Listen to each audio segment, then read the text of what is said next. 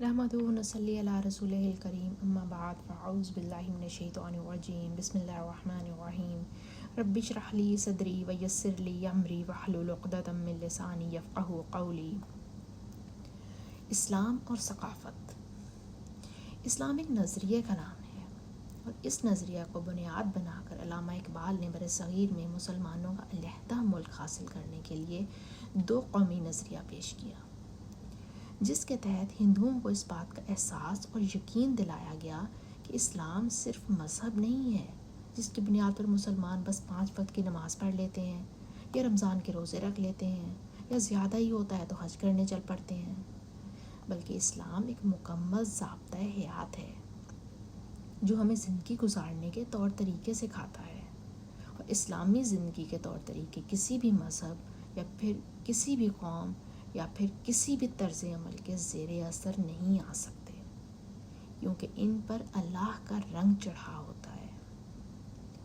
سورہ البقرہ کی آیت نمبر 138 میں اللہ سبحانہ و تعالیٰ فرماتے ہیں صبغۃ اللہ ومن احسن من اللہ صبغۃ نحن لہ عابدون۔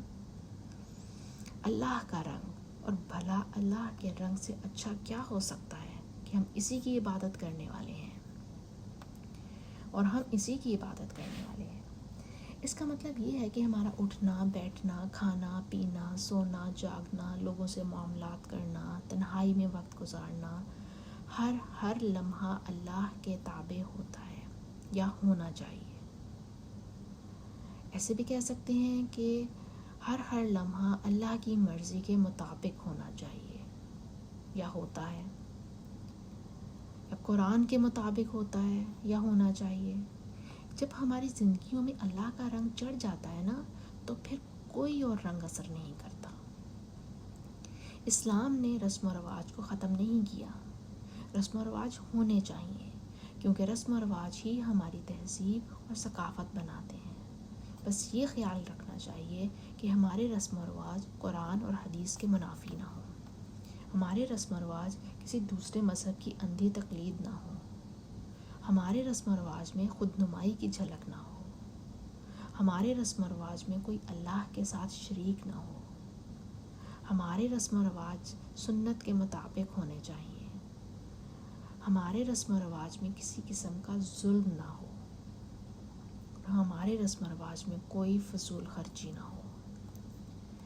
اپنے رسم و رواج کو پرکھنے کے لیے ہمیں قرآن اور حدیث کا مکمل علم ہونا ضروری ہے، تاکہ ہم اپنے روزمرہ کے معمولات کا جائزہ لے سکیں کہ ہمارا کون سا طریقہ قرآن اور حدیث کے مطابق ہے اور کس طریقے کو بدلنے کی ضرورت ہے۔ اور یہ ہماری بہت بڑی خوش نصیبی ہے کہ ہمارا دین اپنی اصل شکل میں موجود ہے۔ ہمیں صرف کرنا یہ ہے کہ اپنی زندگیوں کو اس کے مطابق ڈھالنا ہے۔ جب ہماری صحت خراب ہوتی ہے تو ہم ڈاکٹر کے پاس جاتے ہیں علاج کے لیے، اور ڈاکٹر ہمیں علاج بھی بتا دیتا ہے اور کچھ احتیاطی تدابیر بھی بتا دیتا ہے، اور بعض اوقات وہ احتیاط علاج کا حصہ ہوتی ہے۔ مثلاً ڈاکٹر کہتا ہے کہ زخم کو گیلا نہیں کرنا، یہ زخم خود ہی ٹھیک ہو جائے گا، اور ساتھ میں کچھ دوائیاں بھی دے دیتا ہے جو زخم کے ٹھیک ہونے میں مددگار ہوں گی۔ اب کیا اگر آپ گھر آئیں اور گھر آ کر دوائیاں تو کھانا شروع کر دیں اور ساتھ ہی اپنے زخم کو پانی میں ڈبو کر بیٹھ جائیں، تو کوئی آپ کو عقل مند کہے گا کہ ایسا کرنے سے آپ کا زخم ٹھیک ہو جائے گا بھلا؟ اب اگر ایک اسلامی معاشرے میں خرابی آ گئی ہے، ہمارے رسم و رواج بگڑنے کی وجہ سے ہماری تہذیب اور ثقافت پر بہت برا اثر پڑا ہے، تو اب کیا کرنا چاہیے؟ علاج کے لیے کس کے پاس جائیں؟ اللہ ہمیں نظر نہیں آتا، اللہ نے رسول بھیجنے کا سلسلہ ختم کر دیا، اب کریں تو کیا کریں؟ اللہ نے قرآن کی شکل میں علاج دے دیا ہے۔ وہ جو کہتے ہیں نا کہ قرآن شفا ہے، تو بھائی یہی تو شفا ہے۔ ہمارے نفس کو شرک سے پاک کرنے کے لیے شفا ہے، ہمارے روح کو پاک کرنے کے لیے شفا ہے، ہمارے عقائد کو اسلامی طرز عمل میں ڈھالنے کے لیے شفا ہے، ہمارے عقائد کو اسلامی طرز عمل میں ڈھالنے کا علاج ہے، ہماری روح کو پاک کرنے کا علاج ہے، ہمارے مقاصد کو صراط مستقیم پر رکھنے کا علاج ہے۔ قرآن علاج بھی بتا دیتا ہے اور ساتھ میں احتیاط بھی بتا دیتا ہے کہ دیکھو، خود نمائی نہیں کرنی، ظلم نہیں کرنا، کسی کا حق نہیں مارنا، دھوکہ نہیں دینا، زیادتی نہیں کرنی، چوری نہیں کرنی، خوشی کے نام پر فساد نہیں کرنا اور فساد کر کے خوش نہیں ہونا۔ جب یہ علاج اور احتیاطی تدابیر کو دل سے مان کر ان پر عمل کیا جائے گا تو ہمارے رسم و رواج قرآن اور سنت کے مطابق ہو سکتے ہیں۔ مثلاً ہماری شادیوں پر کون کون سے رسومات سنت سے ثابت ہیں؟ ہماری فوتگیوں پر کون کون سی رسومات سنت سے ثابت ہیں؟ بچے کی پیدائش پر کون کون سی رسومات سنت سے ثابت ہیں؟